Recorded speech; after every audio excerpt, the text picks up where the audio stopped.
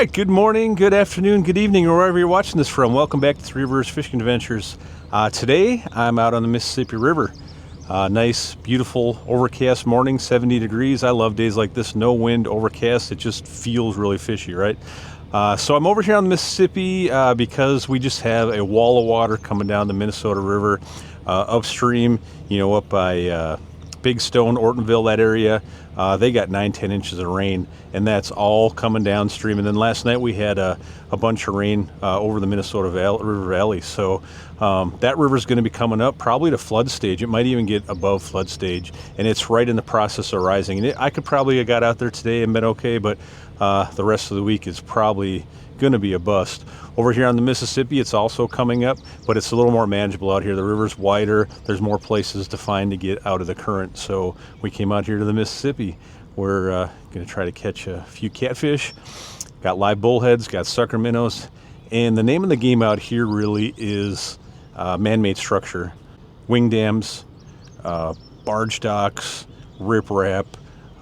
There's all kinds of stuff in the river, man-made here, and the fish relate to those. So we're just going to do that. Got bullhead suckers, and we're starting out here on just a man-made piece of structure here behind us, just a bunch of junk in the river. So the times I do catch fish here, it's pretty quick, so we probably won't stay here real long. We're just going to go here and just hit a bunch of spots and see if we can catch a few catfish this morning. Come along for the ride.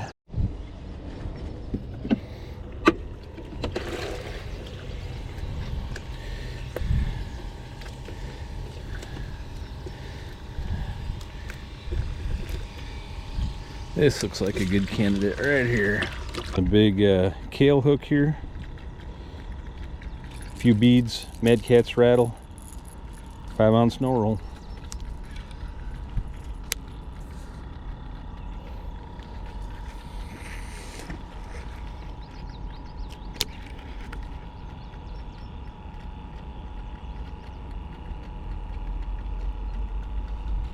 Stuff in the water here.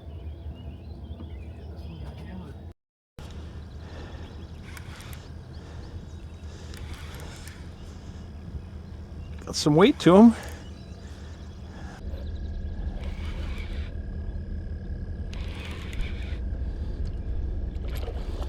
Nice flatty.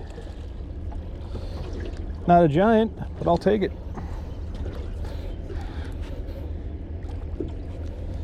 Heck yeah. Stupid waves.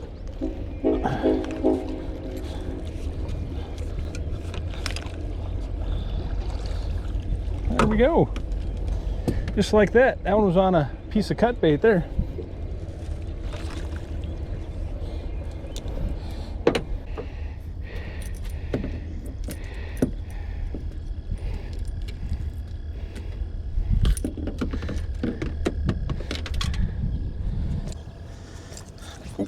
Easy.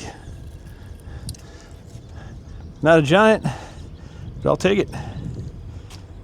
Heck yeah. Probably I don't know, maybe a 30-incher. All right. Go get bigger, buddy. See you later. That was fun catching that little flatty. What makes this spot a little difficult, and a lot of spots out here a little difficult, is you have a lot of barge traffic, and there's a large barge coming upstream right now. Large barge, that's kind of funny. And he's loaded and he's heavy, and he's going to be pushing a lot of water. And the way I'm fishing this, combat style here, straight down, I'm in a tight spot. So he's definitely going to push me off this spot with his waves. So yeah, I'm going to have to get out of here, or just get out of the way until he goes by.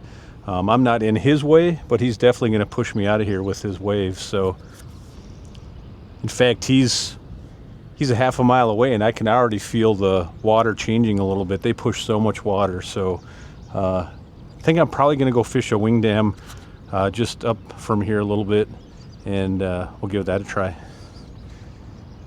I know there's fish here, but I just want to try different spots. So, before this barge gets here, let's get out of here. Okay, we're set up right on a wing dam right here, right on the back side, and I'm going to try just below this here on the bottom side.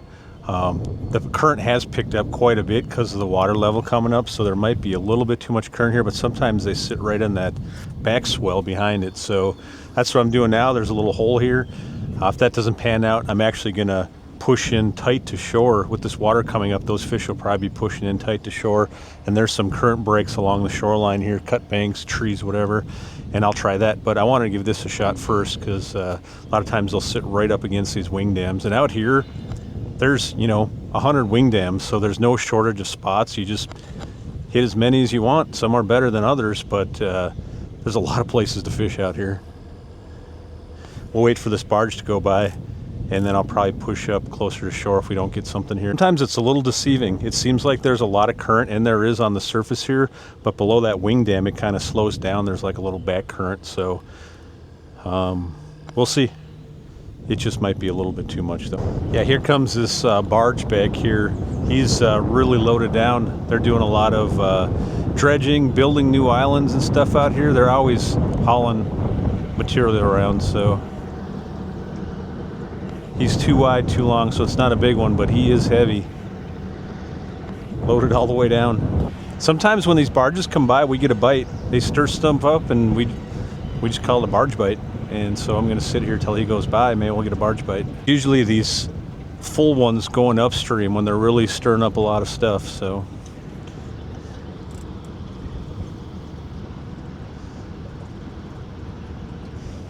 see if I can get you a closer look at.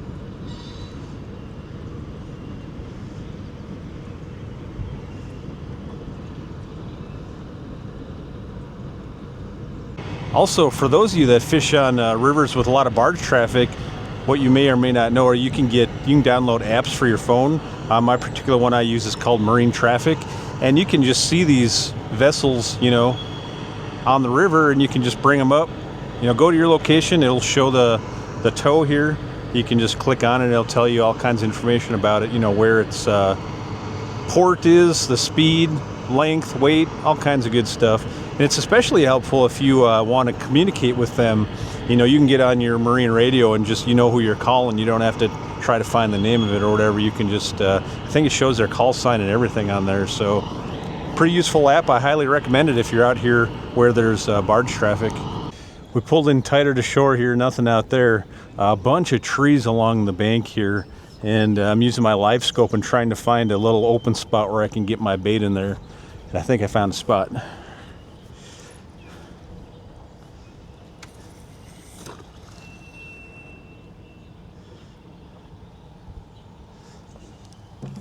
We'll let that soak right next to that tree. We'll try to get our cut bait mixed in there somewhere too. And at the live scope here, I see just tons of fish swimming around in these trees, and they're medium size. I don't think they're panfish. If they're cats, they're smaller ones probably, but could be anything, rough fish, whatever. But if there's smaller fish in there, darn well these flatheads are rolling through here every now and then. Pick one of those off.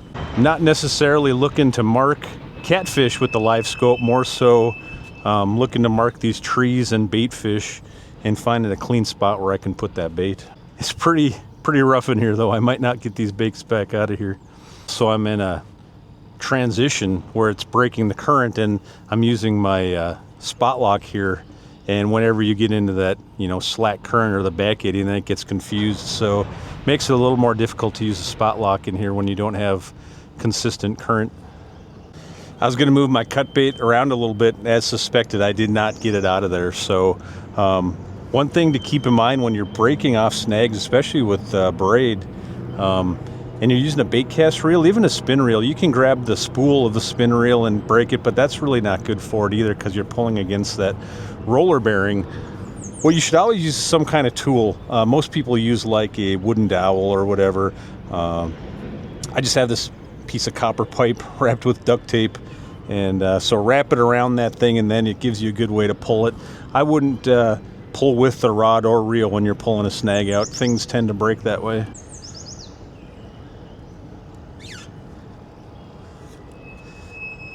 There's a lot of branches and stuff down there, so I got it out of there, but I probably didn't. I broke a couple branches, but it'll probably get stuck again. Oh, I got it out. Yeah, see, I just broke off the branch. When that happens, make sure your hook point didn't like fold over from the pressure. That one seems to be okay. Tried the back side of this wing dam. We moved closer to shore, worked along the edge here. Marking fish, just wasn't getting anything to bite here. So now we're back out kind of to the outer part of this wing dam and then back further where it creates a boil and then it kind of gets slower as it meets the main channel again here. So the current is a lot slower here. It's interesting. It's faster over here by shore at the edge of the shore side of the wing dam, and it's much faster out here on the main current here. We're right in the middle, and we're back quite a ways where that boil kind of slows everything down. So and it's generally the deepest part too. So we're gonna try a little deeper water here. Maybe they're a little deeper. There's an empty barge coming upstream here, tug pushing it, and you can see quite the difference from that last set that came by. He's only pushing one, but it's riding much higher. There's a difference between a full barge and an empty barge. Generally, it's 9 to 12 feet high when they're empty. Going much faster, pushing less water. Maybe he'll give us a barge bite though. We're getting a double dose of tugs here. We just had that empty one go by, and now we have a large one pushing nothing. He's empty, so he's probably going to come up and get a load here. This one's much larger though. The other ones have been local ones, but I'm pretty sure this is a regional one. This is the Mark Dooley, and quite the large one. Again, you could check it on the Marine Traffic app, but I'll give you a closer look. That one's a much bigger unit there. That Ingram Barge Company, that's a large company. They run a bunch of tows. Guessing he's going up to get a load. Maybe going back to St. Louis or something.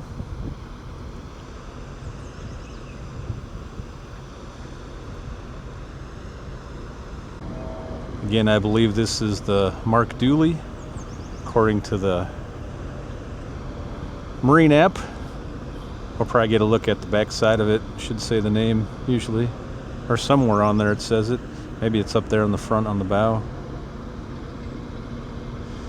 Probably going to be tough to see using this camera. So I've seen 3 really large flat John boats, like full of people, and it looks like they might be out here picking up trash, which is really cool. Looks like they might be with a bunch of kids or something maybe. We might stop by and say hi to these guys and maybe buy them lunch or something. That's really cool. See what group they're working with at least. There's a lot of trash out here, and it's unfortunate that people have to come and pick it up, but any little bit helps, I think, and that's pretty awesome that they're out here doing that. I'm going to stop and say hi to them, I think. You guys cleaning shoreline? Yeah, picking up the trash. What group you work with? Living Lands and Waters. Living Lands and Waters. Yeah, where's that out of? Across the country. Awesome. Yeah, nice really to meet you, appreciate it. Nice to meet you, Dan. So where are you based out of? Illinois. Illinois. Yep. And you just go all over the place? The Quad Cities, if you're familiar with it. Yeah, for sure. Yep. That's really cool. So we're up here for 2 days and stuff, doing some cleanups and everything. We got a barge located here too in town and everything, doing river education and stuff, and teaching kids about river-related careers while we're here for the fall. That's really cool. So what made you come here? Like, how'd you hear about this place? We're working with CHS. Oh, gotcha. Yep. Very cool. Yeah. So are you a nonprofit then or something? Yeah. Yep. Do you take donations? Yep. Yeah. We do. Cool. Yeah. I'm a fishing guide out here, and I really appreciate everything you guys are doing. So I'm going to awesome. give you a little. Card? Yeah, I'll give you a little. I only got $50 on me, but I thought that was really cool. Well, so thank you so much. Yeah. Well, this is great because Rachel, who's over there, she's the one with the life jacket, and she's walking into the woods right now and stuff. But she's our educator that's going to be in St. Paul for the fall semester. Okay. And so basically she's exposing kids to, I got it in reverse now. She's exposing kids to river-related careers, getting them over the levee and showing them all different things, including fishing guides and rafting guides and deckhands and really tugboat cool things and stuff. So it might be something that if she doesn't have anyone, that basically the teachers get to decide what what Yep. careers they want to focus on and Yep. stuff or whatever. But if you're available and everything, Yeah, I do this full time. So if you're ever looking to get kids like thinking maybe they want to do guiding or something, I'd be happy to take them out at a little.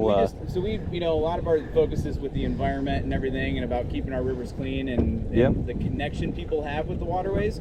And if your career is the waterways, you're probably going to care about For that sure. too, so. Yeah, cool. I got you on a little video too. I do YouTube videos, so I might get you on there too as well. Right. I just never seen people cleaning up here, so I appreciate it. I want to say thanks. Thanks and for stopping and saying something. I yeah, appreciate the donation. for sure. Have a good day.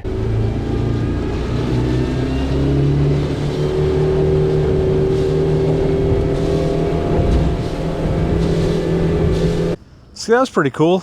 Big group from Iowa up here cleaning the river in conjunction with CHS Living, and I forget the name of it already, Living Woods and Water or something like that. I'll have to look that up, maybe post the information here. But yeah, really cool. They probably had, I don't know, 30 to 40 people, all kids on the shore cleaning. Like I said, there's a lot of trash, but you know, any little bit helps. And trying to keep that river clean is almost a losing battle, but kudos to them for at least trying, for sure. With the water coming up the way it is, it's going to be pulling a lot of that trash offshore and washing it right downstream to them in Iowa. So anything they can pick up is better than nothing. So yeah, shout out to them for sure. Oh, by the way, yeah, I moved back upstream here a little bit more man-made stuff. Kind of an outside bend here. There's a few barges parked ahead of me here making a current seam. We got a little creek over here, and just kind of a little slower water here, fishing that transition area. I'm just going to keep moving around, see if I can find anything. It's been, honestly, it's been fairly slow. We caught that one fish there right away, but other than that, not a whole lot going on. So I'm not going to stay out here too long, but I just wanted to check out a few spots.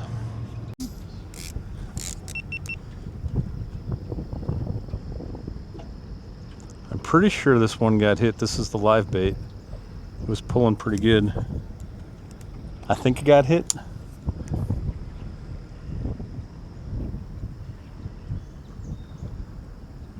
Could be some debris on here with a lot of stuff floating by.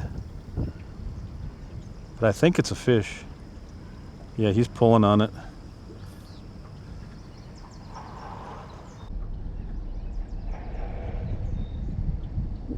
I think. Yeah, we're gonna set the hook here. Yeah, we got him.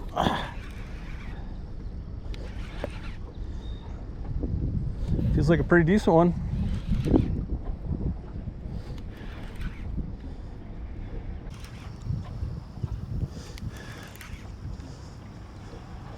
Not a giant, but I'll take it.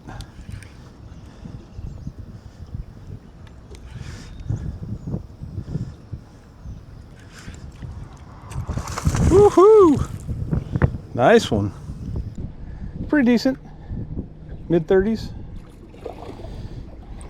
That was fun.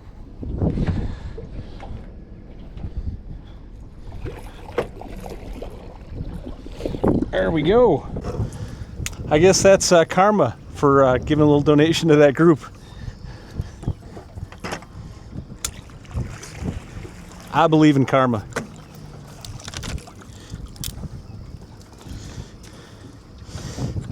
Yeah, another nice one. Probably 30-incher or so.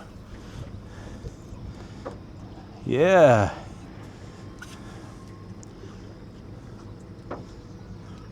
Nice little flatty. Sideways with it. Reel down on him. There we go. Got him. Couldn't tell if he had eaten it already, but then I saw the line going sideways. I think this is just a channel cat.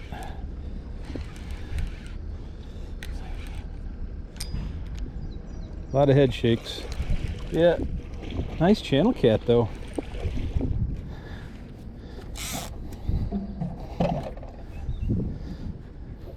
Nice channel cat.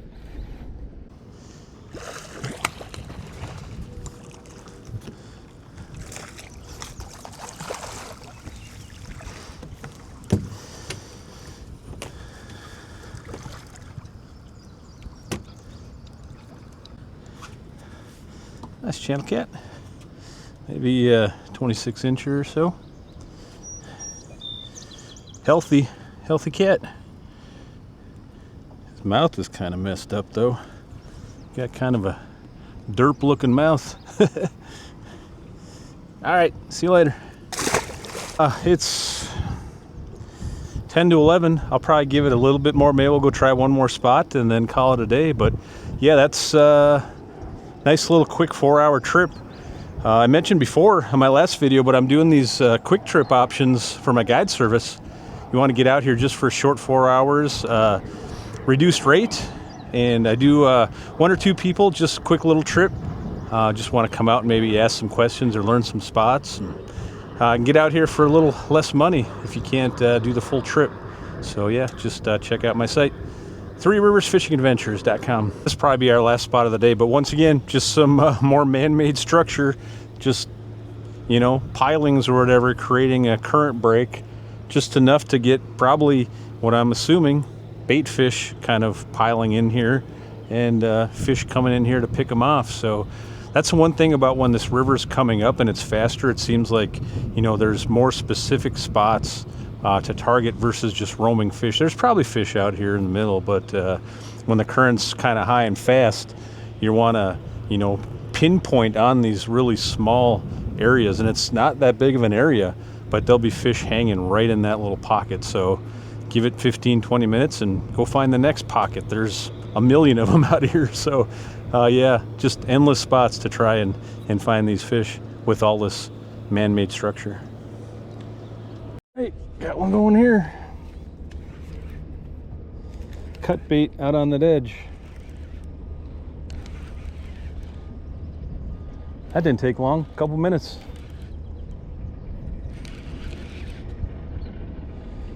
Almost feels like it might be a flathead.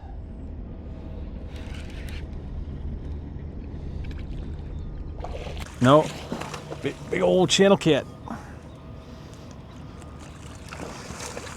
Nice channel cat. Quite a bit of current here on the south side. This is where spot lock comes in handy, and I just got that spot lock down and getting that net. There we go.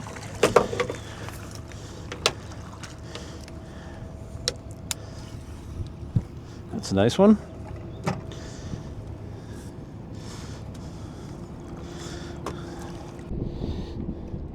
Big old male. Look at that head. Big wide mouth.